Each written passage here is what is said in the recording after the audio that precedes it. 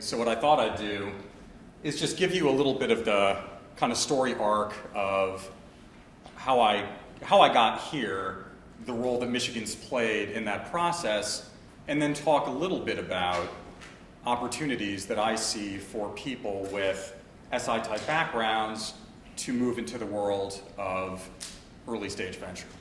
I kind of broke it up into the way I look at startups from a phase perspective. So my startup phase, I'm actually a Detroit boy. My dad worked for Ford, a little known fact. And then I went to New Trier High School, for those of you from the Chicago area, New Trier, U of M. And then spent my first couple of years in the honors college. That was cool, and then decided that I wanted a little bit more focused training in the B school. And believe it or not, I met my wife, second term senior year. She was my waitress at Rick's. Fortunately for me, it was her first night working, so she hadn't already been jaded by all the dudes hitting on her and stuff. So I was fresh meat.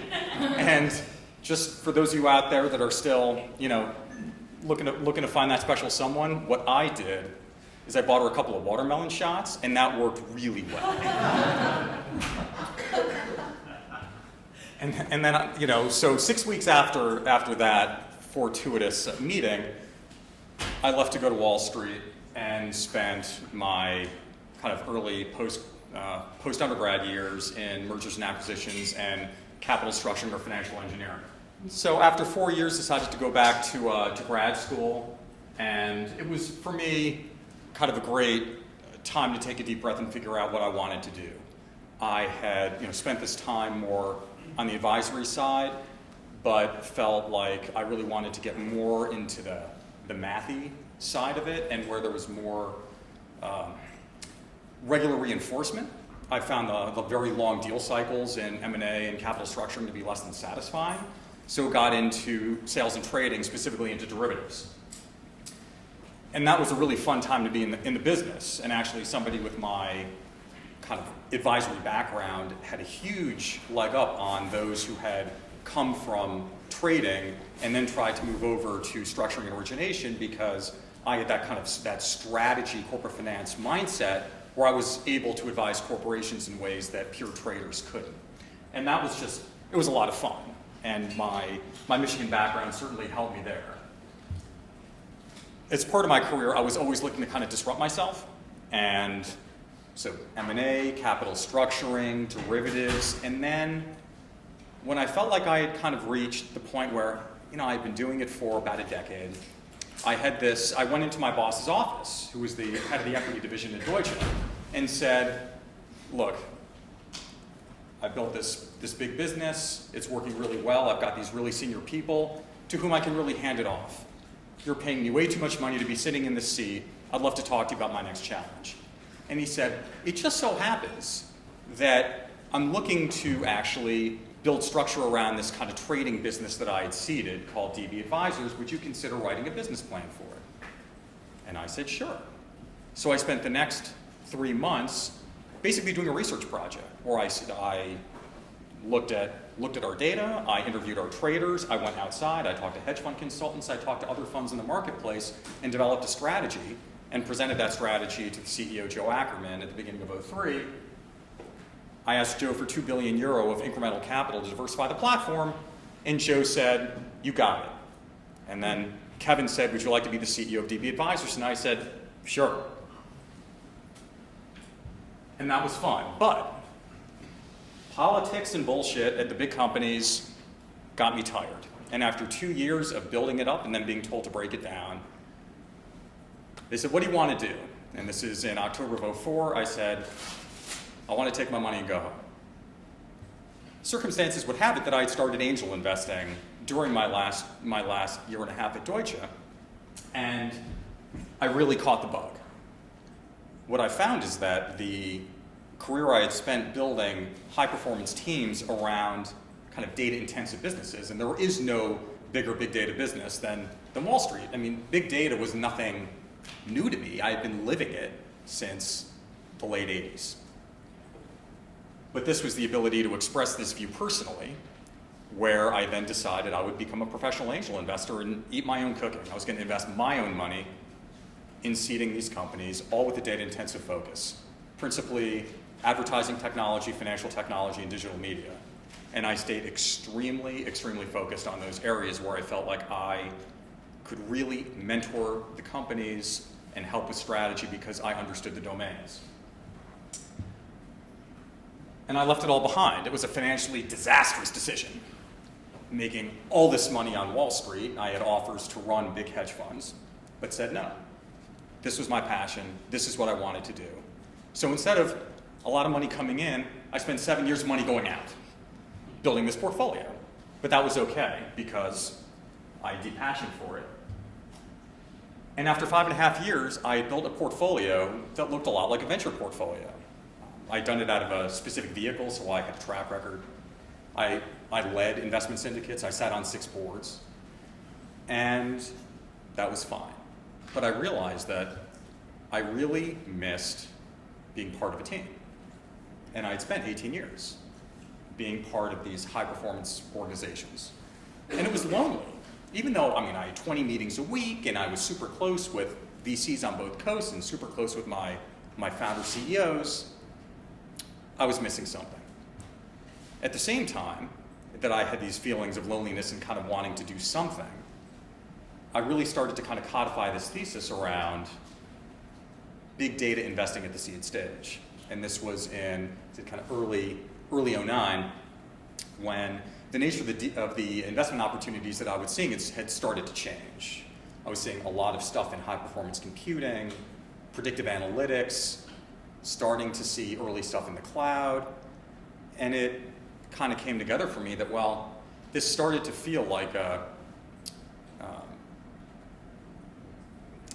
secular change, not a cyclical phenomenon. And as a result, that this was going to change the way that everything was going to be done. It would touch every organization. So that maybe this was the time that I should actually start a firm specifically devoted to big data tools, technologies, and applications.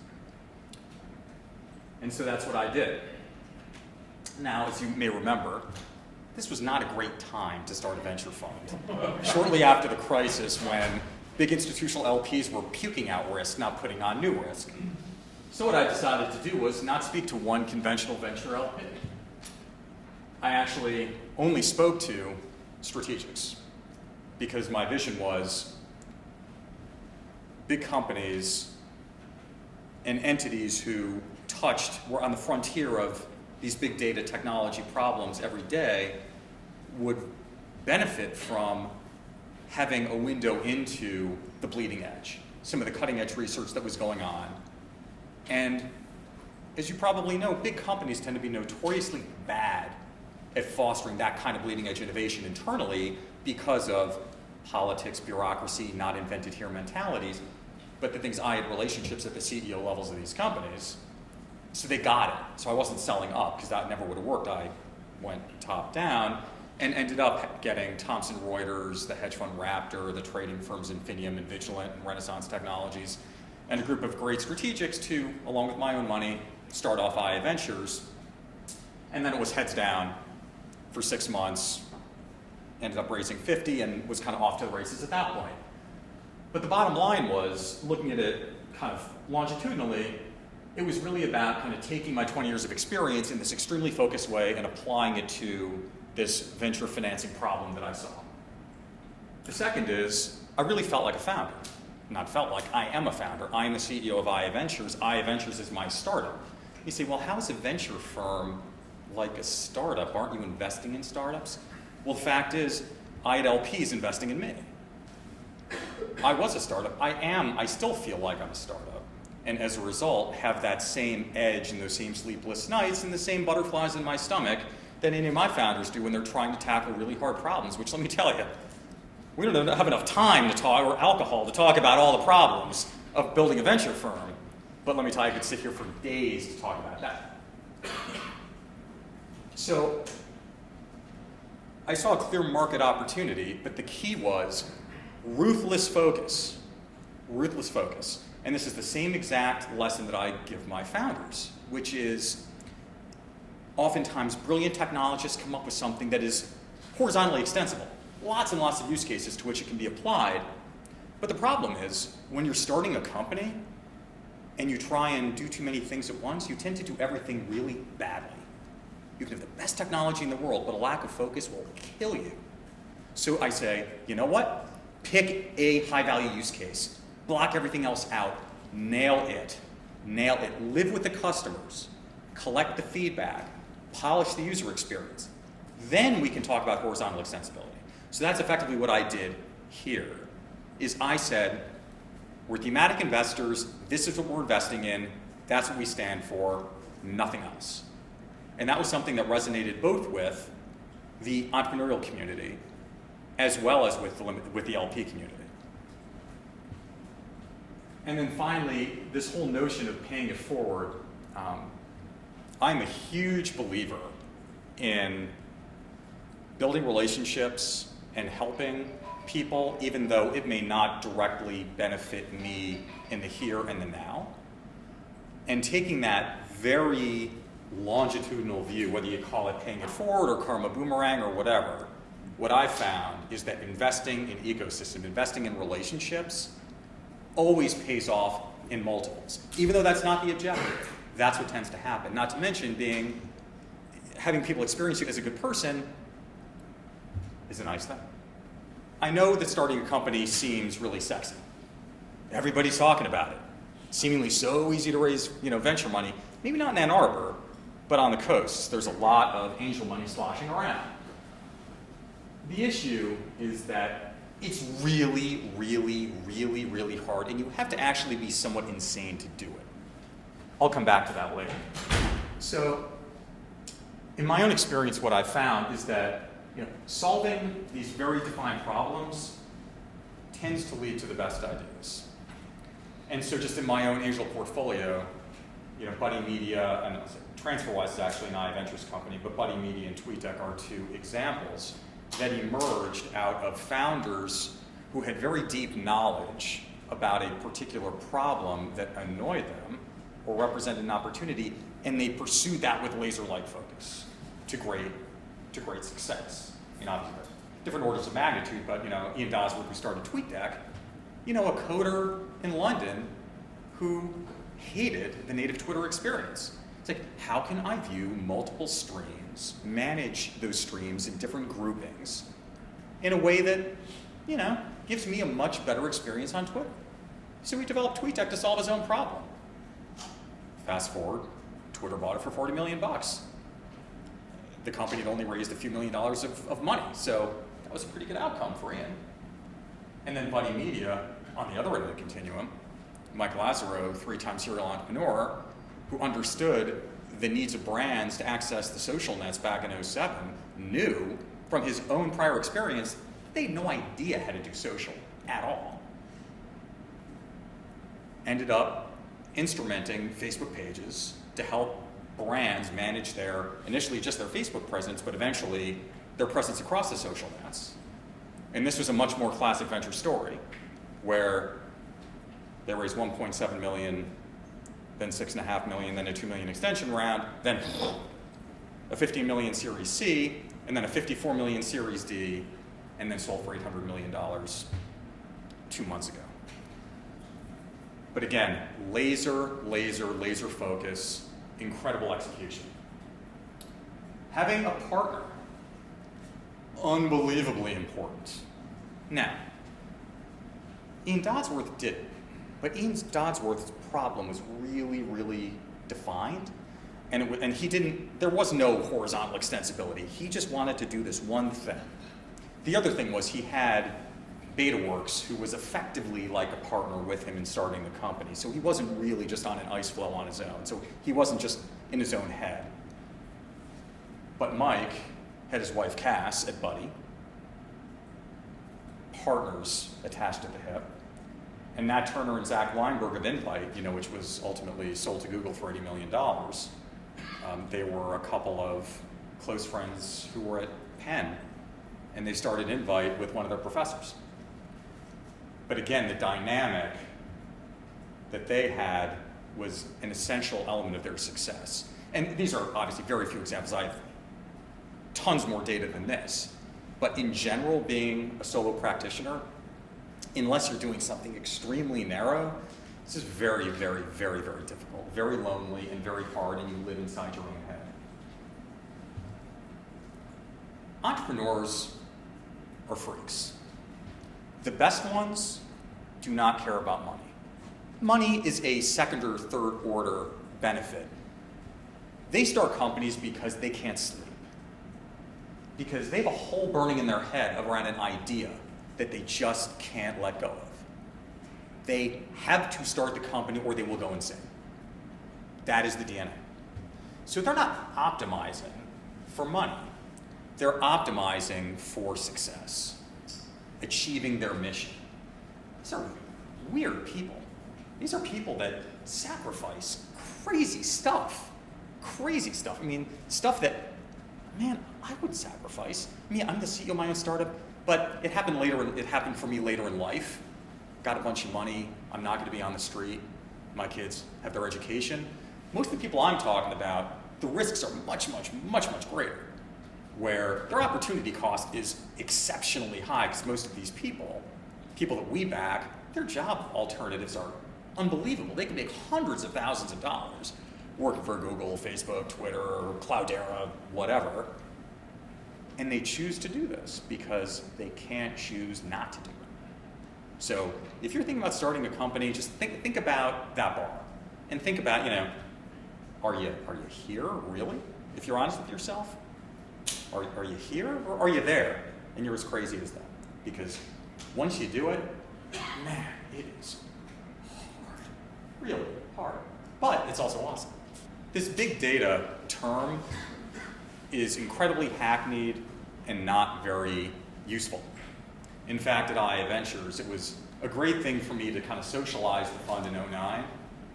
We never talk about big data ever at IA Ventures anymore because it's completely non-descriptive.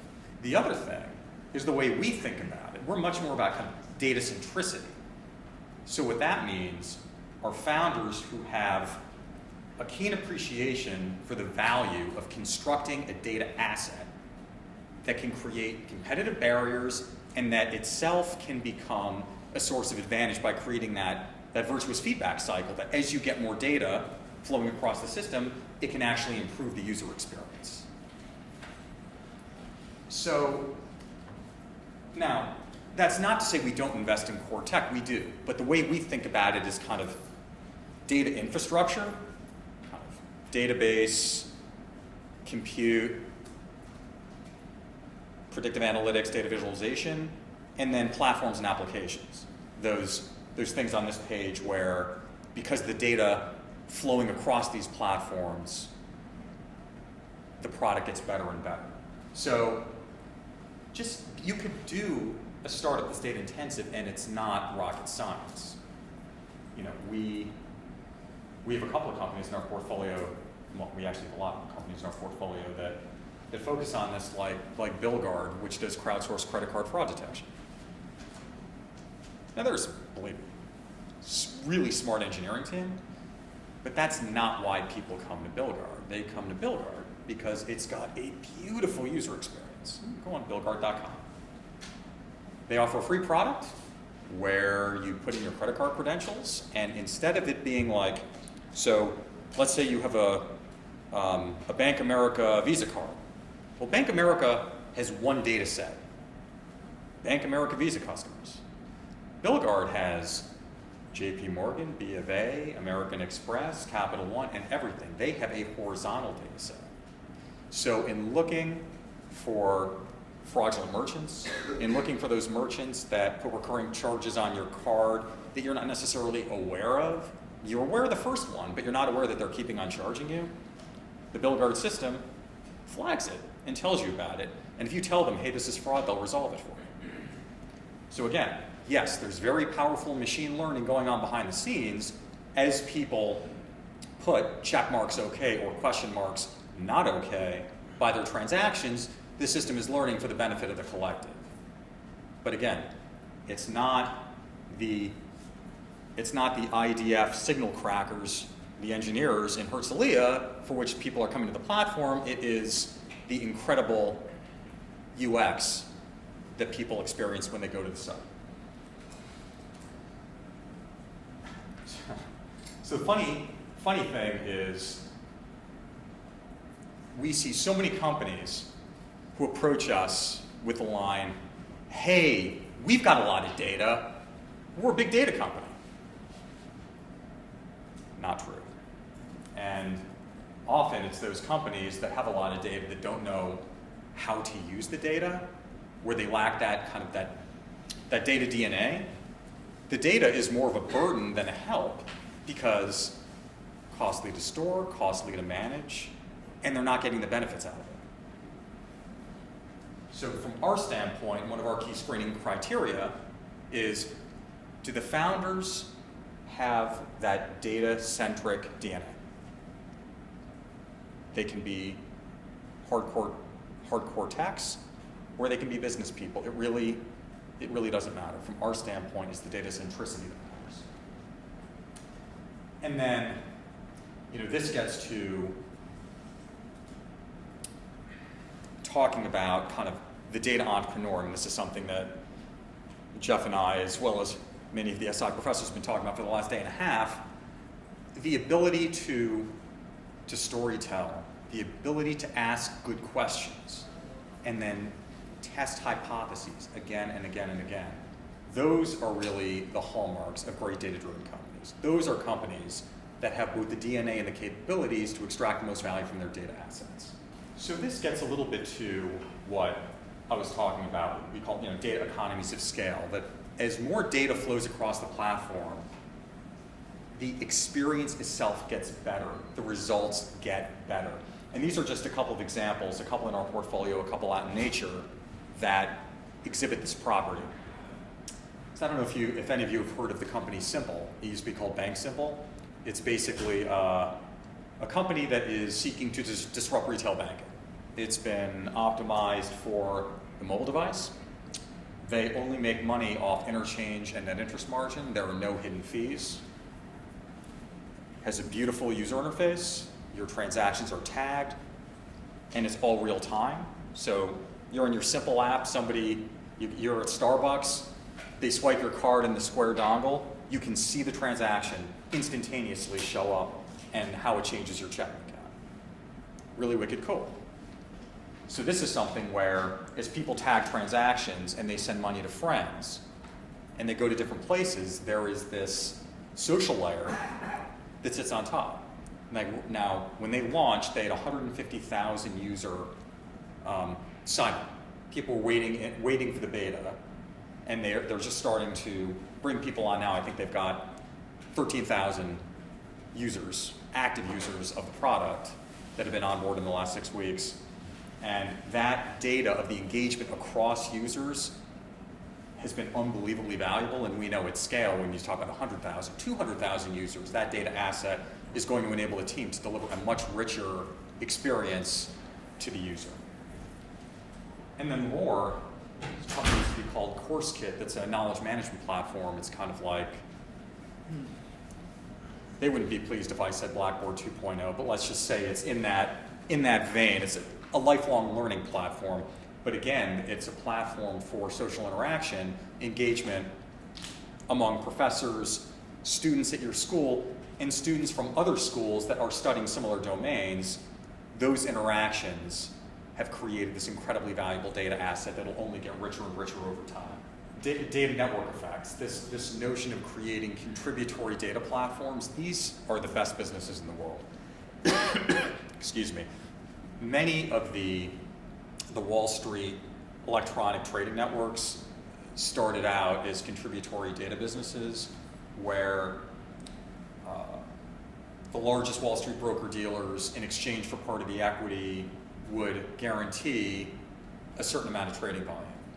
And by virtue of that, it created critical mass, and it got the flywheel going. So they're contributing their transactions, and in return, they have equity ownership of this platform, and ultimately, cheaper and cheaper execution as scale goes up. Market is another one. They're the ones that had developed the CDS indices, the credit derivative swap indexes, where, again, they got Wall Street firms to contribute. And what ended up happening is literally every derivative product on the planet that referenced the CDS spread had to license mark its asset. Freaking awesome business, just like MSCI. Any of the index businesses are fundamentally contributory data businesses. Next Big Sound is actually a really interesting company that is currently focused on helping the record labels better understand how to monetize their users and to also do long-tail talent identification. But what they've done is they've got basically the three largest record labels in the world give them their in-store and iTunes data, which is proprietary data.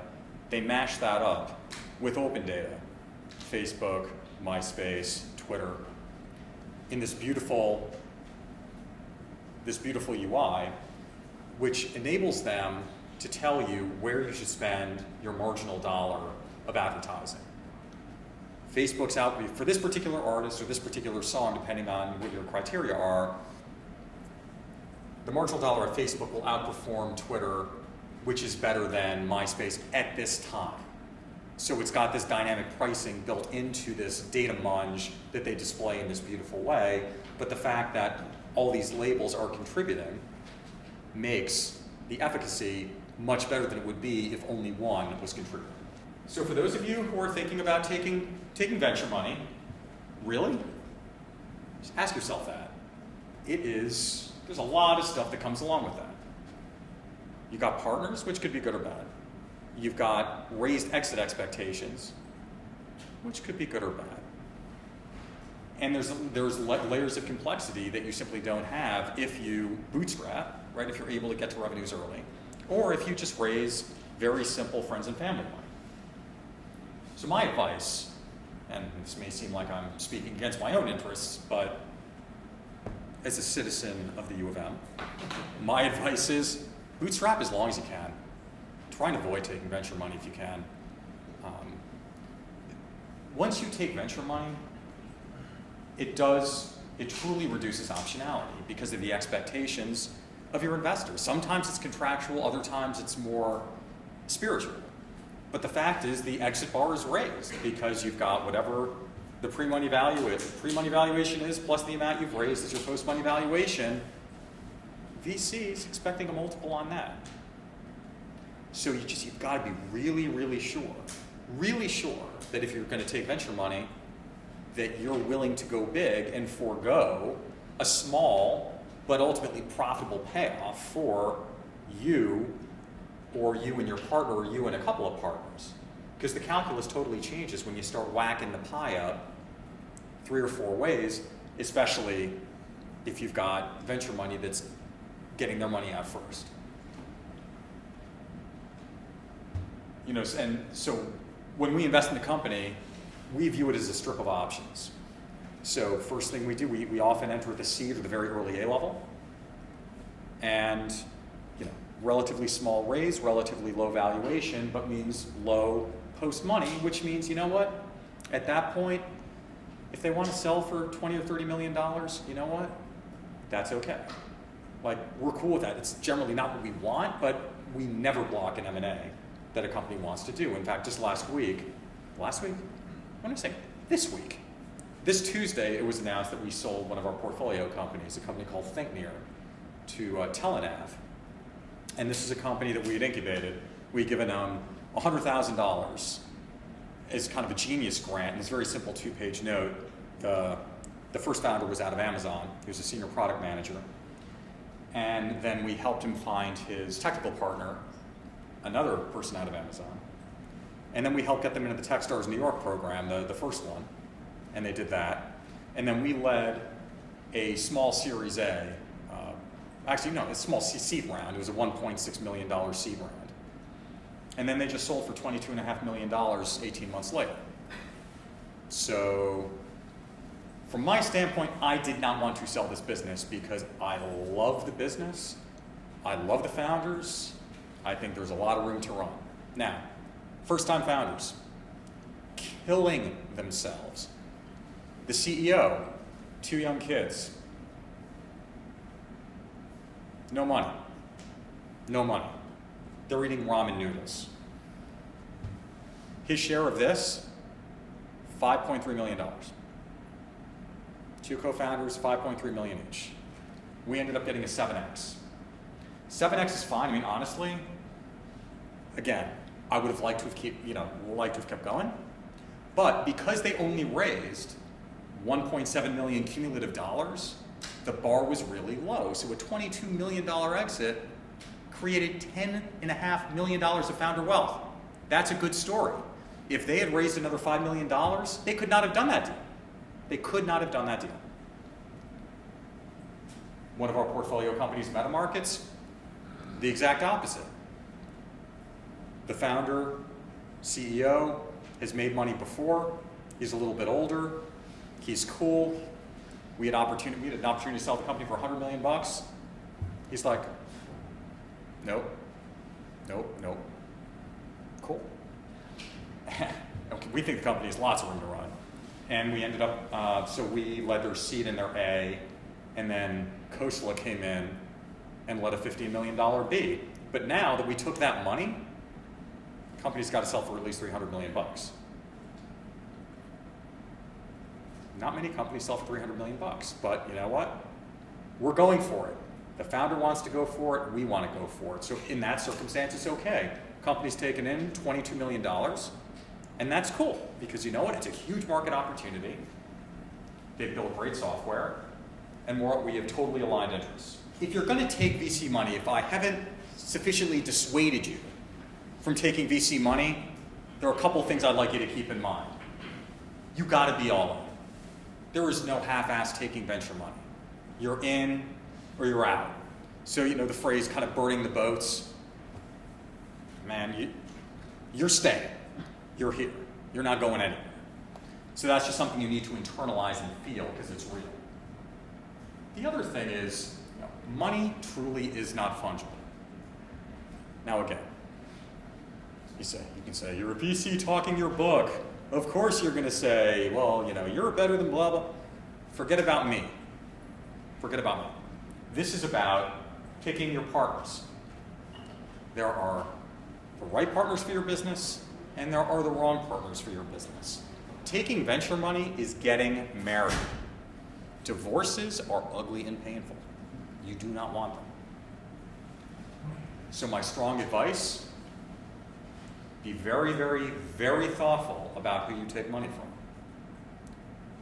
Even if you are bootstrapping and you are stressed to the nth degree and somebody you don't like offers you a lifeline, don't take it. Don't do it. You're just prolonging the inevitable pain and suffering. Hard discipline. I'm telling you, I'm right. Do not overcapitalize your business. This is a classic, especially in frothy times. If you got a hot company, people are throwing money at you. And of course, most VCs, they're focused on their own percentage ownership. So they just want to put more money in it. They don't care, 3 million, 5 million, 7 million, they want their percentage ownership. What difference does it make to them? I'll tell you what difference it makes. What difference it makes is that it could very profoundly affect your behaviors, especially among first-time entrepreneurs. You have more money in the bank, very, very hard to be disciplined about how you spend it. A lot of companies lose that scrappiness. They lose that edge. Do not lose that edge. Do not take unnecessary dilution. Which is not to say don't raise the right amount of money. Just don't take money you don't need. You do projections, you figure out what your 24-month burn is going to look like, and you raise that. Do not let people stuff more money into you. I mean, color it's been all over the papers, right? I mean, that's like the most amazing example of a disaster of a company taking too much money. $41 million pre-product because they had a rock star team. They just sold for $2 million. Oh yeah, $2 million. Basically, what it kind of came down to, the $2 million, you could look at their tech team, which Apple is getting. It's effectively like an executive search fee. That's really that's all they pay. And just so they didn't buy the stock of the company, they just bought the assets because they still have $25 million of cash on the balance sheet that's going to go back to the poor blue chip Silicon Valley VCs that put the 41 in the first place. But basically, I mean, that was just a train wreck, and that's a train wreck that couldn't have happened if it had been properly capitalized. It would have been either done super quick, or they would have gotten their shit together, and then they would have done a proper subsequent raise instead of limping along for 2 years. And then finally, building key mentor relationships. I cannot stress this strongly enough. Mentors, just speaking personally, mentors have had a phenomenal impact on my success. Phenomenal impact on my success. I owe so many people for the encouragement, the introductions, the advice, the time. Crazy. You know, the one thing I did well is I actively sought out and cultivated these relationships. That was good on me. Lucky that I was able to find these wonderful people.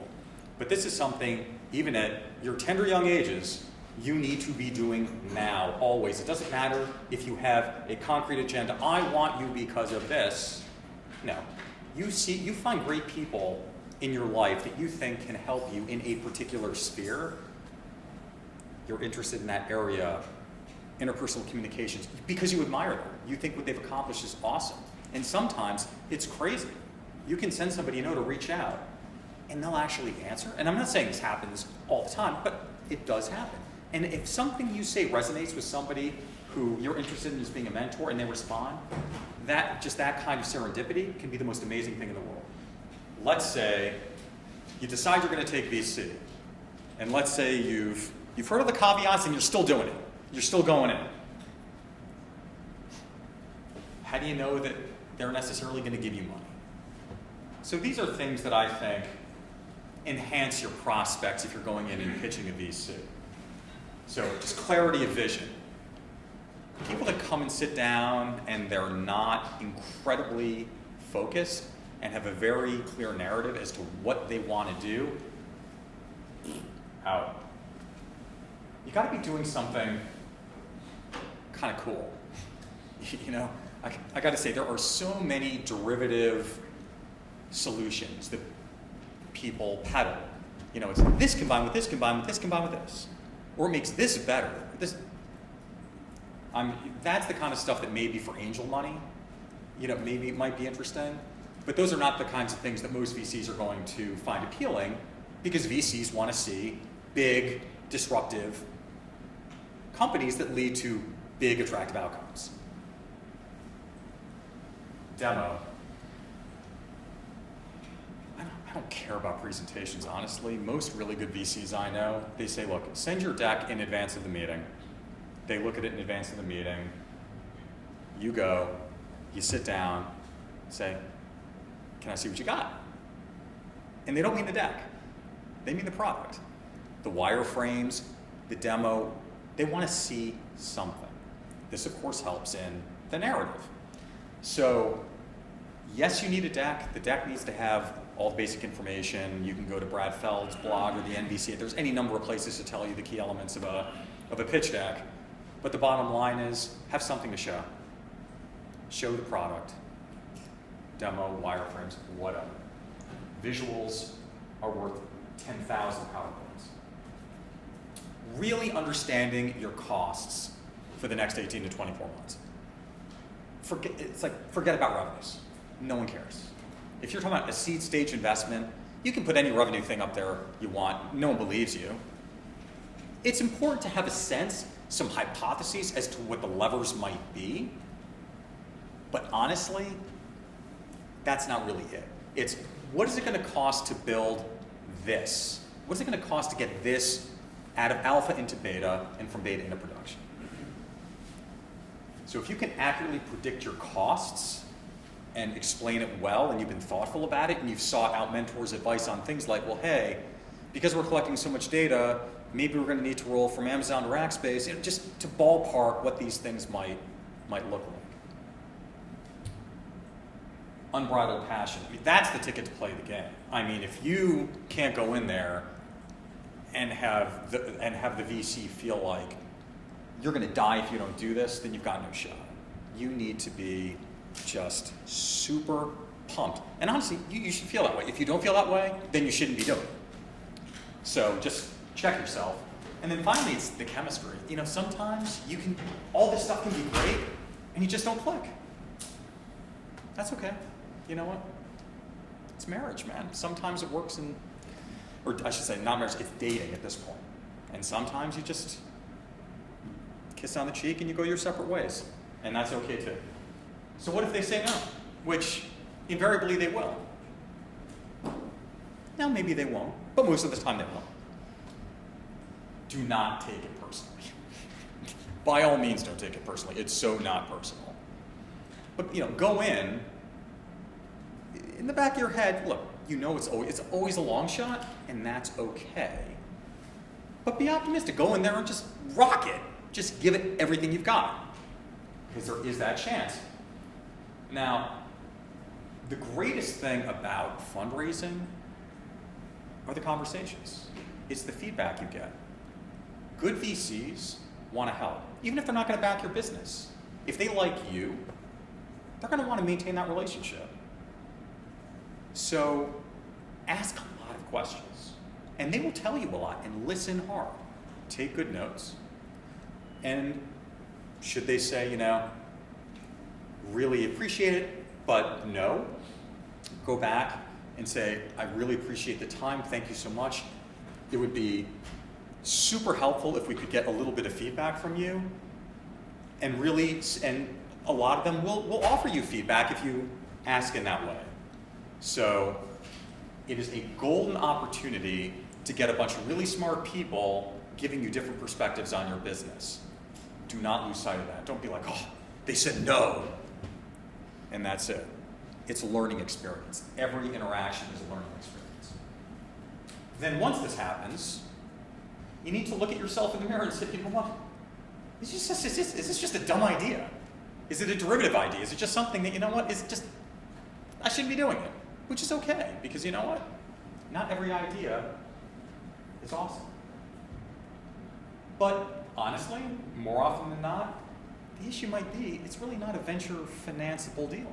Maybe it's the kind of thing that is really neat, but it doesn't at least appear to the VC community that it could lead to a big outcome. So putting in venture dollars doesn't make sense. But it does subject itself well to friends and family and angel money. And that should be okay, because you know what? I know plenty of businesses that only took angel money that ended up making a ton of money. No, I had a company called Global Bay Mobile Technologies. And 4 of us got together. We put in $500,000 back in 2005. And last year, they sold to Verifone for $32 million. That's all the money they ever took, $500,000. The founder made $10 million. I don't know about you guys. That sounds pretty good to me. So just because you don't raise venture money doesn't mean you can't build a valuable business. Did you do a bad job telling the story? Again, this is where the feedback comes in. Again, you may think you did a good job, but maybe you didn't. And understanding that and being open to hearing that is really, really important. And then there's always the chance that, you know what, you're right and they're wrong. And that happens too. It happens more than a few times. So depending on the courage of your convictions and how insane you feel about your need to prosecute this idea, regardless of what these idiots say, God bless you, give it a shot. There are people that do it and do it to great success. It's a high-risk proposition, but you know what? A lot of times the contrarian stuff is the stuff that kind of falls outside the venture capital parameters. Now, we tend to be more contrarian, but in general, I would say most firms are not contrarian. But as a former trader, I can tell you the contrarian positions, more often than not, are the better positions than the momentum positions. So what's the punchline? Passion, mentors. You gotta be absolutely fucking nuts to start a company. But if you do it, find an awesome partner. If you're gonna take money, raise it from the right people. Raise it from the right people. you got to be tough, really tough. Kicked in the head by VCs, rejected by customers, told no by prospective hires. You know, your spouse or significant other is giving you shit for working all the time. You gotta have really, really thick skin. And then finally, you're Wolverine. How bad could it be? That's the spiel.